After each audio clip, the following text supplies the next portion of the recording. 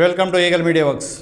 మధుమేహాన్ని పూర్తిగా నయం చేస్తే మళ్ళీ మందు బిళ్ళలు ఇన్సులిన్ అవసరం లేకుండా ఓ చిన్నపాటి ఆపరేషన్తో దీనికి పూర్తిగా చెక్ పెట్టేస్తే మానవ జాతికి ఇంతకన్నా మహాభాగ్యం మరొకటి ఉండదు. ఆ మహాభాగ్యాన్ని త్వరలో మన భాగ్యనగర్ కల్పించబోతోంది.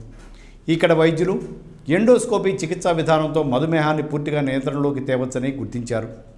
ఈ విధానాన్ని 7 రోగులపై పరిశీలించగా అది విజయవంతమైంది కూడా. దీంతో మరింత మంది మధుమేహులకు ఈ చికిత్సను అందించి వారిలో వచ్చే ఫలితాలను ఆధారం చేసుకొని పూర్తి స్థాయిలో అందుబాటులోకి తెచ్చేందుకు కృషి చేస్తున్నారు.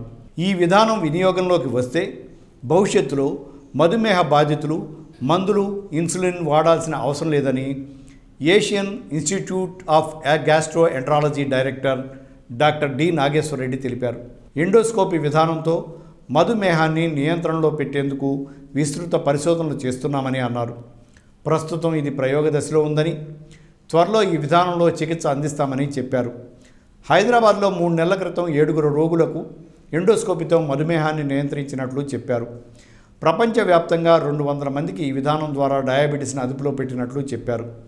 క్లోమంలో ఇన్సులిన్ హెచ్చుతగ్గుల వల్లే రక్తంలో గ్లూకోజ్ నియంత్రణలో ఉందని భావించడం సరికాదని డాక్టర్ నాగేశ్వర రెడ్డి చెప్పారు.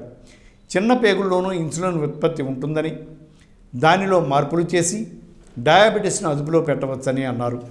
ఎండోస్కోపీతో చిన్న పేగుల్లో ఇన్సులిన్ ఎక్కువ తక్కువ చేయవచ్చని అన్నారు. చిన్న పేగుల్లో మ్యూకోజ్ను 80 డిగ్రీల వద్ద కాల్చడం వల్ల ఇన్సులిన్ తగిన మోతాదుల్లో ఉత్పత్తి అవుతుందని అన్నారు.